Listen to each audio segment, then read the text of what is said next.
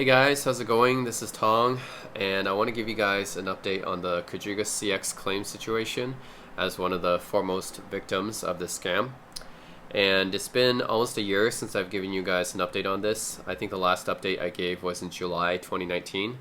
And the reason why it's been so long is because EY, which is Ernst & Young, the trustee in this bankruptcy case, they haven't really been giving us really good updates since then. And it was only last month that they kind of dropped this bombshell on us, right, about the claims.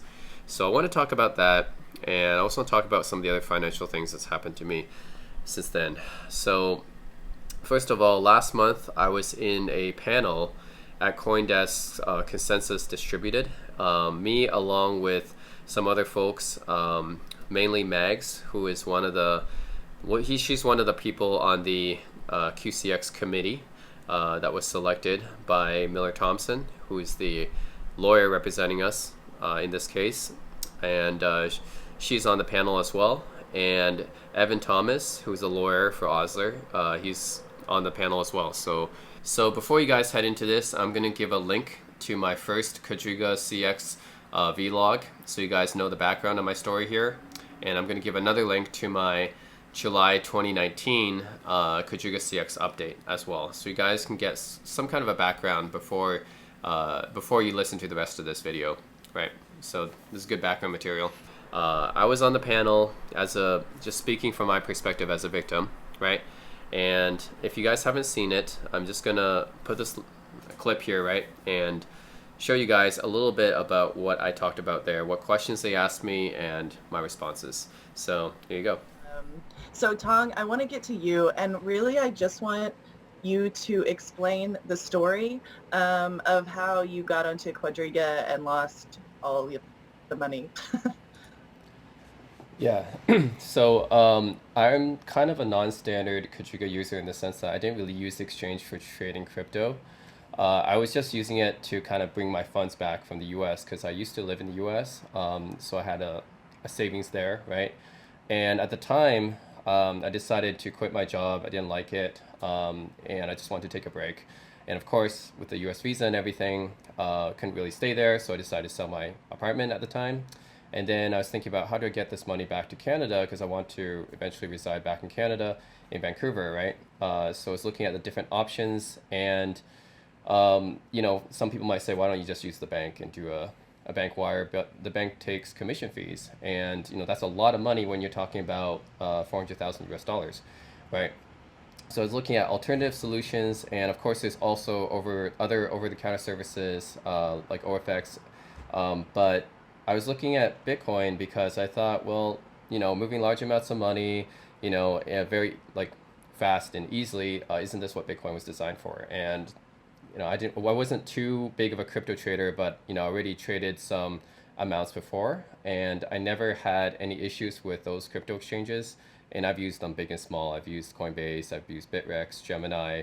Those are big ones, but also smaller ones like Blue Trade and Talk Satoshi and CryptoBridge as well. None of those had any issues, right? So you can call me gullible for using Quadriga, but at the time, Quadriga was one of the top two Canadian exchanges along with CoinSquare, right? But Quadriga had less fees, and at the time it also had a premium, an arbitrage premium, if you will. I use arbitrage in quotes, not really arbitrage, but at the time I thought, like, you look into it and it's like, oh, there's a CIBC lawsuit going on.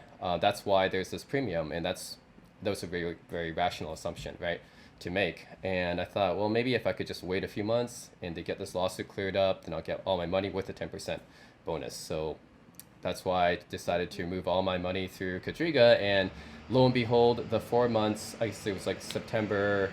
I know there's probably people from claims before, but it was mostly September, October, November, December 2018, where most of the affected users, I think, lost their money. And I was actually in one of those completed withdrawals bucket, which is that they mark it completed and nothing actually shows up. Like, they don't actually, give you the money, which makes it even harder for EY, to count these claims. So that's that's basically what happened. It was just a really, really unlucky situation for me. I was just trying to move my money and trying to, do this new way of moving it, and I thought I was being clever, and I got really burned for it. I just want to know what when that first happened, what was your reaction? Like, was it screaming? Was it crying? Well, it was disbelief. I was like, no way, this couldn't happen. It's like I never really even traded that much before, right? And this is like the only time I did decided to move anything larger than 10,000 at once. And I was like, wait, this can't be real. I mean, it was like a nightmare, a bad nightmare. It was like, really? Did I just lose my life savings just like that? And not only that, but the story, right? It's like the CEO suddenly dying in India. I was like, this can't be real. I was like, I couldn't believe it at the time. It's just shocking. Uh, Yeah, well, people on the chat are saying, whoa, this is tragic, so they feel you hard. Nick, I'll pass it to you for the next question. Yeah, so Tong, I actually want to just ask you one more question. You've been an administrator in one of the Telegram groups for the affected users, and over the last, I guess, year and a half, it's kind of, I'd say the mood has changed a couple times in there. Can you just maybe speak really quickly to, what the general impression is of the folks who are in that Telegram channel who have, suffered losses and kind of what you see as the ideal outcome for them? sure. So when this first happened, there's a bunch of Telegram groups made. Katriga and Coverage is just the biggest one. And when it first happened, people were very active because people were very angry. They were very frustrated. They wanted to know what went on. How could this happen, right? They wanted to know answers to the questions. And like unfortunately, as time went by, I don't think we really got many of those really answered. But it's just, yeah, I feel like people just initially it was they were trying to vent their anger and frustration, and as time went on, I guess many people just accepted defeat. I know there's people still doing investigations, like private citizens or affected users who are doing their own investigations, but a lot of you see the Telegram activity has died down, right, in the past few months, because EY basically sent out the message that you had to claim by that was in June 2018 or 2019, right, June last year, and we only got an update today. So it's been a long time since they gave us an update, and I guess people just kind of accepted that, oh, we don't know how long this is going to take. This is going to take a long time. We're going to get nothing back.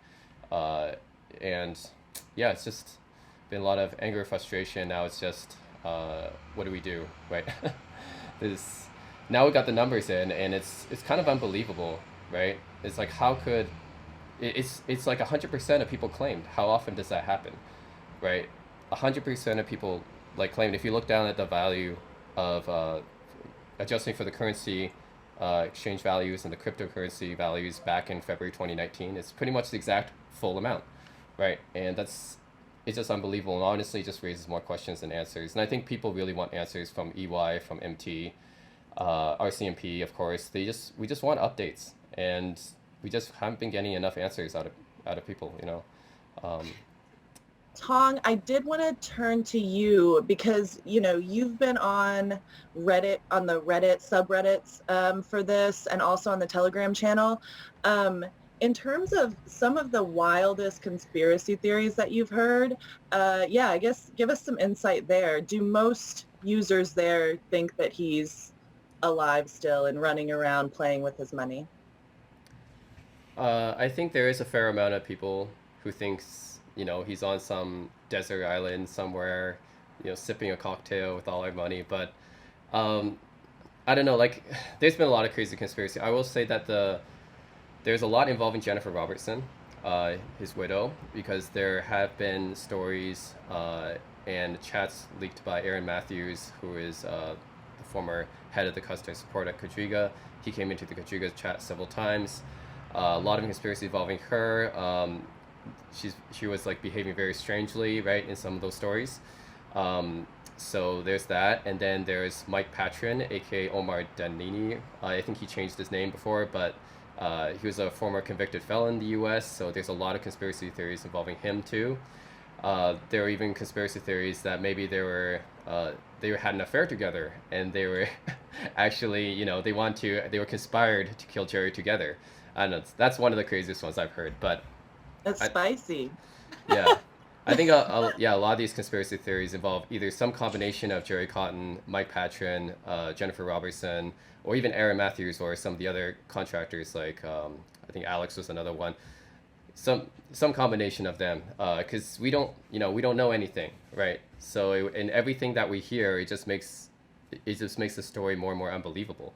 So, like, we only know a bit about the details about what happened in India. Again, the Vanity Fair article that Mags mentioned is really, really useful. So, you can just Google that strange tale of Kajriga Gerald Cotton. But he's been scamming people since he was a teenager, at least it seems like, right? Running Ponzi schemes. It's crazy. Yeah, so that just adds to the kind of mysterious factor of Gerald Cotton, and seems very few people, like his parents hasn't spoke out at all.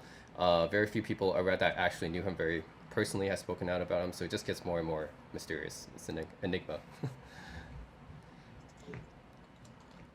Hey Evan, All can right. sorry, Yeah, go ahead. can I just speak from the user point of view on why we're asking for this? Is because we know that there's a lot of fake accounts that were trading Quadriga. Jerry made a lot of fake accounts. A lot of those accounts were trading very large numbers, and we have heard like very creditors with very large numbers, like 70 million on the exchange, which quite frankly is unbelievable to a lot of us.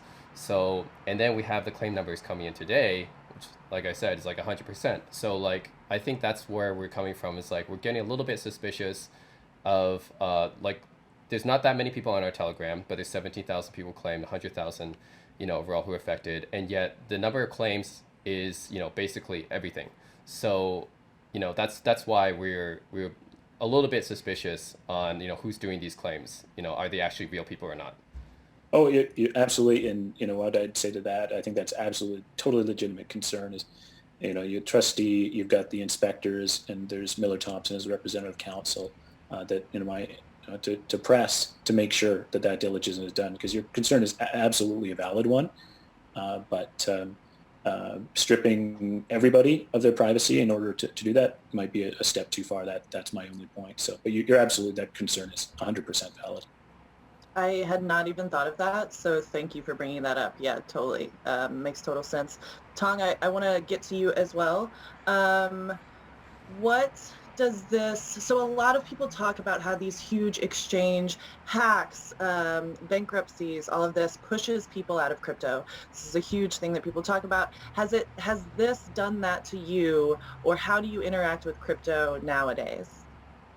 I think I'm more conservative now than before, because like this just happened out of the blue, and it was totally a shocker because this was one of the longest running exchanges too. Quadriga started like in 2013, which was one of the oldest exchange, and usually when we do business with a service, usually the older is the better, right? Because they went through more hard times and survived.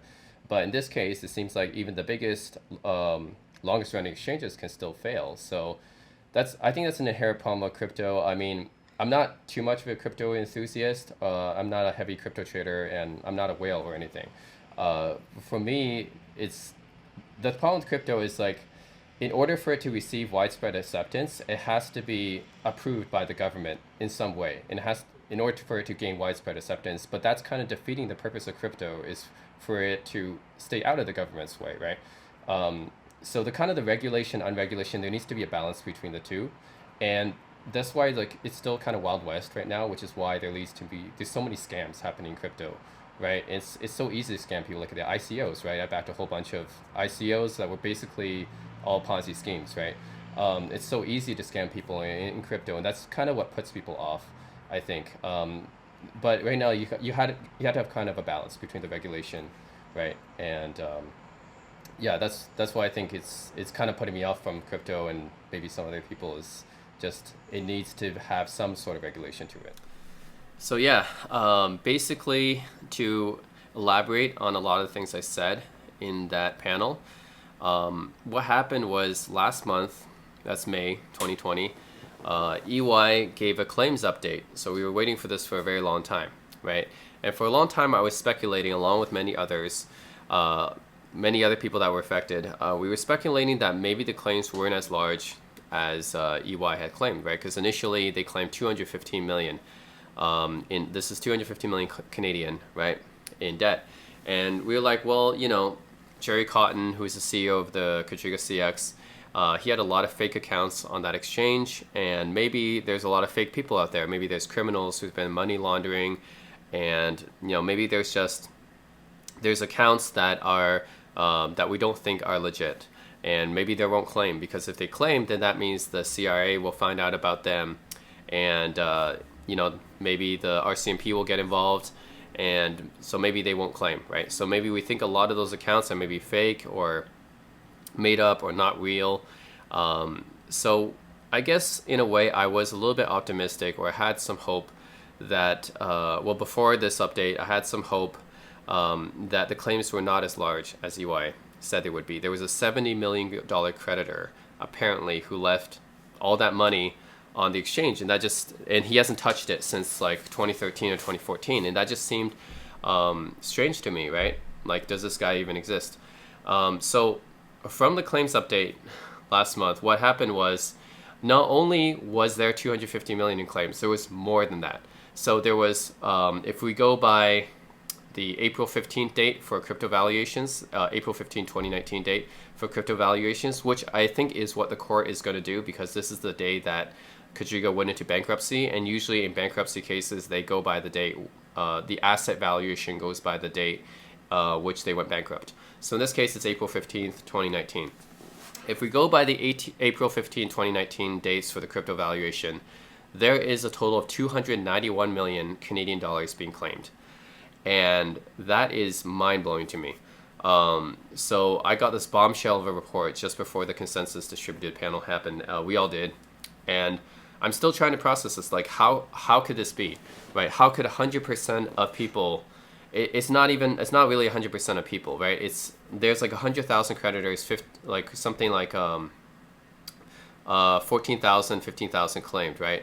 So it's not a lot of creditors that claimed, not as much as they expected anyways. But the amount claimed, it seems like everyone who had a substantial amount on QCX claimed, which is mind-boggling to me. It's like you have basically the 215 million claims, right? It's not only do you have that, but you have more than that, right? Like, how is that possible, right? You have everyone who could claim a big amount did claim the big amount. So that means that $70 million creditor claimed, like, who haven't touched this Bitcoin on QuadrigaCX since like 2013, 2014. He went out and claimed, everyone else claimed, and it just seems really suspicious to me. And then EY apparently is not really verifying these very well. So to me, like, EY didn't really do a very good job, like, KYCing these people. Like, some of them could be criminals. Like, I'm pretty sure that Mike Patron or Omar Danini, whatever his name is, I'm pretty sure he did a claim. And I'm pretty sure that Alex Hannon, who the developer is for QCX, he had access to all the account balances, right? And EY just blindly trusted him with all this information, and then he could have easily made another identity and claimed it, right? And he had access to every single balance up until the penny, right? And EY apparently only verifies up to the penny, so it would have been easy for him to claim it. And it's not like he's some kind of good Samaritan dude. Like, if you look into his past, he's been working with a lot of shady stuff. He goes back with Jerry and Patron all the way back up to, I think, the Liberty Reserve or Midas Gold Exchange or something like that. So they've been working together for a while, right? So I don't know why EY would just blindly trust Alex Hannon with that. And by the way, guys, if you haven't seen the article yet, I'm going to link it. There's a really good Vanity Fair article about what happened, and it goes into a lot more detail than I could explain here. But let's just say that there's a huge conspiracy about Jerry Cotton and Mike Patron and Alex Hannon and Richard O'Neill, all these guys. They've been basically scamming people for years and years, and Jerry's been scamming people since he was a teenager. So it's all in this Vanity Fair article, so go take a look. The story is mind-blowing. It's like you couldn't make a script for this for a movie, right? Like, you couldn't think this stuff up. You couldn't make this shit up. It's just unbelievable, right? And somehow I got caught in the middle of it when I tried to transfer my money back to Canada. It's nuts. It's crazy. It blows my mind. But yeah, that's basically what was in the update last month. Is EY basically told us, hey, there's actually more people that claim than we actually initially thought. And I was like, okay, usually even in a class action lawsuit, not everyone claims. But okay, apparently in this one, every single person who had a substantial amount claimed, and it's even larger than what we expected. So much for that optimistic thinking, right? I initially thought, oh, maybe we'll get back like 20% or something like that. Now I realize that we're going to get back probably less than 10%. Probably like, if we go by the April 15th dates, probably around 8.5%. So that's just, man, that really drains my morale, right? So I really need to, I need to drink a lot more these days, right? So I got this is my Qingdao right here. I'm going to drink. I need to drink more these days because this is just, it's bullshit. Like, what the hell, man?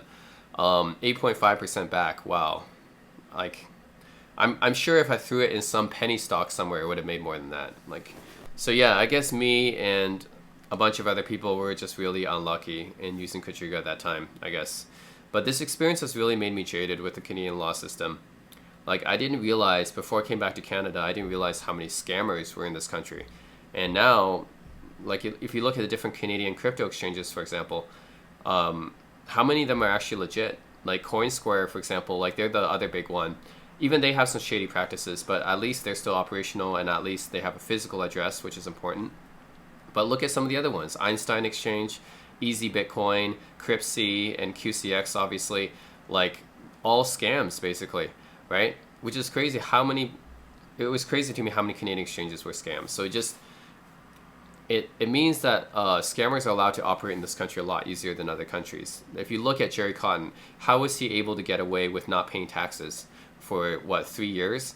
The CRA never said anything about it. And then Mike Patron, right? How was he allowed to get away with what he did for so long? Jennifer Robertson, right? She filed income taxes saying that she she made $5,000 or something a year, which is obviously completely false. She and Jerry Cotton were traveling the world like for a very long time, right? And she owned like, you know, a whole bunch of houses. So how is it possible she only made $5,000 a year? Like, the CRA doesn't audit these people, like they don't care, but they go after us, right? We got the fact that CRA might be making a claim against us, the victims, right? Basically, if they want their fair share, they're going to take a piece of our pie too. It's like, it is so unfair, right? Like, first of all, EY is against us, basically, because they're not even trying to do any KYC on these people whatsoever. I'm pretty sure 291 million, like, some of that can't be legit. That can't be real. So EY is not doing their job. And then Miller Thompson's not really providing us any updates either. RCMP has not given us any update on their exhumation of Jerry. And also, by the way, EY spent $600,000 to give information to the RCMP. Like, what the hell, right? Like, that's the government, right? They spend like $600,000 of our money just to give stuff like confidential information to the government. The government has that anyways, right? They have that, and the CRA has our information anyways. What's to keep hidden from them? Like, I don't understand. So that was a waste of money. RCMP didn't give us any updates yet. And any of the MPs that you contact in your district, they're not going to do anything about it either. So basically, no one's really going to help us. No one cares. No one's going to help us. A lot of people have done the chain analysis to no avail, basically. There are no cold wallets, right? Like I said in my previous update, there's basically no cold wallets that Jerry's hidden away somewhere.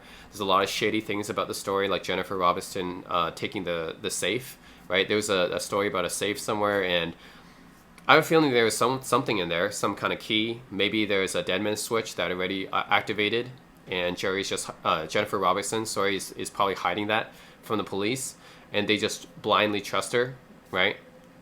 She could be making any number of things up because she's not to be trusted. She already lied before, right? She already lied under oath. She said that she had nothing to do with QCX, and then we later find out, oh, she actually did have something to do with QCX. She was actually processing some of the payments for them. So she already lied under oath. So what else could she have lied about, right? She could have lied about a bunch of things. So we just blindly trust her, I guess. She could already have all the keys to Jerry's, I don't know, like I said, deadman switch could have happened. She's just not telling us about it, not being truthful about it. Or she could have taken some keys in that safe. Maybe she has access to Jerry's hidden wallet somewhere. We don't know, right? So there's a lot of shady things going on that apparently EY, RCMP, they don't want to look into. They just said, oh, yeah, we're just gonna get this case over with, basically. I know that's what they want to do, right? We're charging them $750 an hour to basically go over this and tally these claims up, and then they just want to get it over with and not do any more investigation. And then to add insult onto injury, the CRA also wants a piece of the pie too, which is already small to begin with, right? We really only have 33 million in assets plus another 12 million. This is just potential 12 million in additional assets because of Jennifer's houses, right? But we don't know when that's ever going to be sold because that's in Nova Scotia. That's not really a prime real estate market or anything. We don't know whether or not that's actually going to be sold, and or if they're ever going to be sold for the money that they were asking for, right? So we basically have a very small piece of the pie, and it's just decreasing all the time because you have legal costs, right? So EY is probably going to take like, I don't know, $8 million at least out of that legal pie. And then you got the CRA claiming on top of that. And then you have the 291 million claiming. So yeah, pretty confident we're getting back less than 9%, which is, that is really, it's really demoralizing and it's really depressing. But yeah, so that's the update for QuadrigaCX. Again, very, very depressing.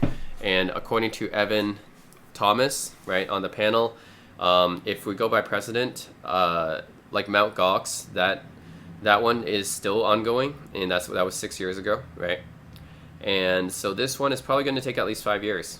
So what a great investment, right? Put all my money, all my life savings, and wait 5 years to get back 8.5%. Really, I could not have made, I think it would have been better for me just to throw the money in the ocean. Like, that would have been better than that. Like, I could have donated it to charity, right? Even if I donated it to charity, that would have been a better use of my money. Anything would have been a better use of my money than to give it, like, to send it through QCX, right? Like, it's just, it's so bad. I can't, and it's not just, like, losing my money, it's the opportunity cost, right? So that money might as well be gone, okay? Because if you think about it, like, if it takes 5 years to get back 8.5% of the money, like, there's an opportunity cost there, right? In that 5 years, I could have put that money somewhere else, and that could have been growing, right? Like, for example, I could have bought Bitcoin in January 2019, for example, right? Or I could have even bought it in March 2020 when it was $5,000 or $6,000 or whatever, right? And I could have grown it since then. I could have put it in a mutual fund. I could have put it in stock dividends, right? In a trust. Anything would have been better than this, right? This is so bad. Like, I don't get any. Even if you had put all the money on a company and went bankrupt, like, put this all in a penny stock and that company went bankrupt, like, I don't know. I think even that would have been like more preferable to this, because this is like, you don't know, right? So that's why my tax return is like, what am I supposed to do? I'm just going to write this off as a loss, right? This is like, I don't know when I'm going to get that money back. It might be in 5 years, it might be 6 years, but it's not like I can do anything with my money, right? It's kind of just like tied up in that lawsuit, and it's going to be tied up for years and years, right? So it's just waiting and waiting, and that anticipation is honestly worse than just losing it outright, because it's like the thought that you're going to get some of your money back, but you don't know when, and that just, it's just painful, right? So to me, that's just even worse than losing your money outright. At least then you know, you have a good idea of how much to write off, right? Because now, like when I filed my tax return, this year, I basically just wrote it all off, and I'm just going to say, if I get any of that money back in the future, I'm just going to put it as a capital gain and then offset it a bit. But that's pretty much what I did. So you guys know me, I already have really bad financial luck, right? So I took out 3 loans, I dumped it all into crypto in February 2018, right? And then the crypto crashed, so I lost like 80% of that. And then I sent all my money, my life savings that I got from selling my apartment to QuadrigaCX within the 4-month time period that I could have lost my money with QuadrigaCX. So just within that time range, I sent all my money, and I lost all of that. And then I had a remainder of my crypto left, so I kept some like coins because I never thought they were going to do anything. And Bitcoin ended up going back up in April 2019, right, last year. And then my crypto stash kind of grew a little bit, and I wouldn't say I had any profit. Obviously, this is not profit. This is not even close to breaking even. But I was waiting for it to come close to breaking even, right? Because I had like maybe 50% back at that point. I was waiting for for it to break even. Of course, it never went there, and I could have sold it for maybe just a 50% loss, but then by December it dropped back down. Of course, I missed that opportunity, and then I sold the rest of my crypto in February this year for like a 60% loss.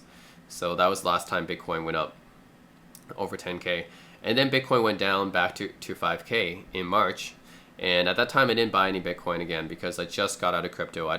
I had so much bad luck related to crypto, you know, right? Losing my life savings, everything basically because of crypto. So I didn't want to get back into Bitcoin when it was at 5K. And now it's back up to 10K. So missed that opportunity too. And then my landlord took my security deposit. Yeah, he scammed me. So what happened was when I was first moving back to Vancouver, I was looking for a place to stay. I didn't know anyone here. So I was looking on Craigslist. I was staying at a guest house at the time. I was looking on Craigslist, and I just wanted anything because I didn't have a job at the time. I was just looking for a place to stay. So I found this place to stay, and the landlord gave me this contract. And I, you know, with contracts, who really reads them, right? Like, especially for me, I was in a hurry. I was desperate. So I didn't totally read it. I just like say, okay, I'll just sign it, right? And turns out that he put a lot of really strict house rules on there, and like a lot of them are like insane, right? Like if you miss taking out the garbage bag or something like that, if you put one piece of garbage in the wrong bin or something, you broke the house rules. And apparently, if you break the house rules, he has the right to take all of your security deposit. And I did not realize this when I signed the contract. And I'm not sure how he's like this with other tenants. But he told me like, oh, you broke the house rules more than once, more than anyone else, blah, blah, blah, blah. He also asked me to pay the last month's rent, which is not normal, right? Usually the last month's rent comes from the security deposit, but he asked me to pay that in addition to the security deposit he had. Then he took my copy of the contract that he gave me. I guess this is because I can't sue him, right? Because the contract, you know, if he breaks it, obviously I can sue him, right? But he took that copy of the contract, and then he took my security deposit. He says, yeah, I'm not giving you this security deposit back. So I guess I was really gullible, right? I just came back to Canada at the time. I just lost my life savings, and I didn't have a job, right? I was really desperate to find a place to stay. And the landlord that I found scammed me. So I don't know, it's just, he took advantage of me, and it's just insult to injury, you know? It's just bad luck on top of bad luck. And I know I was too gullible. I should have fought better, and I should have sued him actually, because he raised my rent last year because I used too much electricity because I stayed at home too much or something like that, which is BS because that was not on the contract. So I could have easily sued him, and I guess because I'm too nice of a guy, I didn't do that. And of course, yeah, he took all my money after that. So $1,500 security deposit gone from that. So my financial luck has just been terrible. And then after I took my money out of crypto, I started putting some of it in stocks because I thought stocks would be safer than crypto, right? And maybe I can make something back. But what ended up happening was I lost money there too. So I shorted the SPY, which is the S&P 500 ETF fund. I shorted that in mid-March because the coronavirus pandemic, which is another thing, right? The COVID-19 pandemic obviously screwing up everyone's lives right now. Can't travel. I originally had planned to go back to Korea and can't do anything, right? So because of that, you know, that closed a lot of businesses down, and I was so sure the US was going to go into a recession. So I shorted the index, and I think by late March, early April, I made a profit because like the S&P index went down a lot at that time. But of course, I was greedy again. This is just, I don't know why I don't learn my lesson, but I got too greedy again, and I started waiting for more and more profit. So I didn't take any profit, and now it went back up to 300. Now it's like $310. So now it went back up, erased all my profits, and now I'm like 6K in losses. So I guess the lesson to be learned here is if you have profit, take it. Don't get too greedy. This was my problem going back to 2018, right? So it's bad financial luck, but it's also me. It's also my fault for FOMOing, I guess. I guess you can call it FOMOing or just being greedy. I should have sold. When you have a profit, you should just sell, right? I shorted the S&P index, and I had some profit originally, and I hold it too long, as always. Now I lost it. Now I'm in loss. So yeah, in addition to that, the CRA hasn't given me my tax refund yet. So I filed my taxes and I put down all my losses, right? Everything that QuadrigaCX took from me, which is more than $500,000, I put that down as a loss. So I actually consulted a tax consultant for this, a tax advisor, and that's what he recommended me do, is to write it all off for this year, and then next year, or whatever, like next 5 years, whenever I get my 8% back, then I can put that as a capital gain, and that'll happen then. But so far they haven't given me a tax refund because they mailed it to the wrong address, because I don't have a CRA account. So I haven't created a CRA account because the last time I lived in Canada was 2011. So they mailed it to the address I had on file in 2011. And then I couldn't create my account because I don't have last year's tax return, because I didn't do a Canadian tax return last year, because I was filing for the US taxes, right, in 2018. So I didn't file a Canadian tax return last year. This was my first year filing it since 2011. And so I didn't have a my CRA account or whatever. And because I don't have that account, I can't do direct deposit, and they mailed it to the old address on file. And I tried to get in contact with them to change it, and I couldn't get in contact until just last month because of the I guess because of the pandemic and everything else related to it. They've just been really, really busy, and they kept hanging up on me. They hung up on me at least 8 times. So every time I tried to contact the CRA, they hung up on me, which is crazy to me, because this is the government. The government's hanging up on you. Like, what's going on, right? So I finally got into contact with them last month. And then the agent told me they would send me a replacement check to my new address, right? I just moved to Vancouver and then to Burnaby, right? So they would send me a replacement check. So I was like, okay. Now 3 weeks later, I didn't get anything. So I called them again asking where my check is, and they said, oh, they were actually supposed to send me this form to fill out saying that I didn't receive my check. And only then I have to send it back to them. I have to get it signed by myself plus a witness, and then I have to send that back to them, and then they can send me back the check. Like, wow, like, so far it's been 3 months since I filed my tax return. I still haven't got anything back. So yeah, I say financially wise, hasn't really gotten much better. So like I haven't even made a single cent of capital gains since January 2018, and that's just sad. I've been in continual loss since then. Like everything I did, I think even last year I made a bet because I had some, I just wanted to put some of my money on something to try to make something back. And, I'm an NBA fan. So last year it was the Toronto Raptors versus the Golden State Warriors in the finals. I was so certain that the Golden State Warriors would win. So I put my bets on them. And then, of course, everyone gets injured. And I lose my bet, $1,000 bet.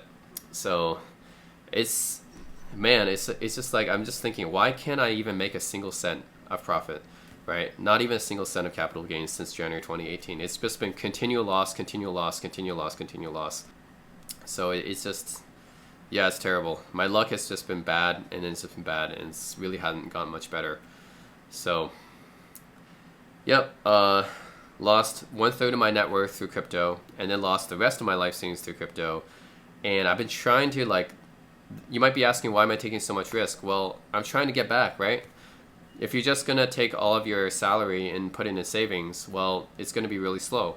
Of course, most people make their net worth through investments, right? Or you're going to increase your rate of savings that way. So that's what I try to do, right? I try to take some risk, right? Because you can't have gain without taking risk. Because I was trying to make back my money faster, and so far it's just been losing me even more. So I don't know. I just think I'm financially cursed or something like that. Anyways, guys, that's not very related to QuadrigaCX, but I did want to bring it up because this is my video log for this month. And yeah, that's my update for June 2020. Where we are at with QuadrigaCX, basically the news is very, very bad and very demoralizing, very depressing. And nothing else in my life has really gotten better since then. COVID-19 has kept me inside for last 3 months. I have not seen a single person I know. I don't have many friends in Vancouver because I just moved back last year, right? And then just really haven't had much opportunity to go outside and meet people. And last 3 months, obviously just under house arrest like everyone else. So So COVID-19 just ruined everything this year in regards to meeting people. So that's pretty bad. And then you have the protests in the US going on right now as well. It's really like a dystopian future, isn't it? You have to go outside, line up to go get groceries. You have to wear a mask every time you go outside. There's curfew in the US, right? That's pretty bad. Like 2020 really feels like a dystopian future. And then for me, it's like on top of that, you have all this other like bad financial crap happening. And basically the worst news that I could get from the lawsuit, right? I was thinking, okay, the worst news maybe is we can get back maybe like 16%, 17%. That would be the worst, because I really didn't believe in that 70 million creditor. But even so, I didn't think it was going to be more than 100%, right? And as it turns out, is more than 100% of the claims, right? Originally 215 million estimated, 291 million now. Jesus Christ. Okay. Really, how much worse could it get? I don't know. But yeah, so far everything bad that could have happened has happened in this case. So yeah, that's it. That's my update, guys. It is very unfortunate, but hopefully, I don't know, I'm still alive. Even though a lot of times I really would rather not be, but I'm still going somehow. That's it, guys. Thanks for watching my video. And again, this is my update for the QuadrigaCX situation, as well as some of my own personal updates, if you manage to care about that. And that's it.